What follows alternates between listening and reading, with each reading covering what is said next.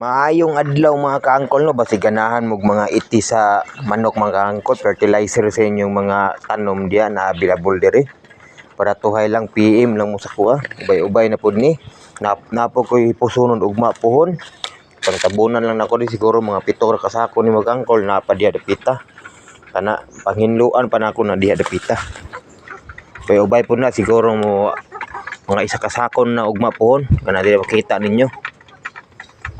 Ubay na PM lang mo sa kuha balik pag gusto ninyo baratuhay ra ta. Itong last time na nag-PM sa kuha di mo gud makontak yahang messenger, naka-private siguro to, di man ako machatan. Kamo na willing ra mo patindaghana diri pwede din sa mga tanom diha.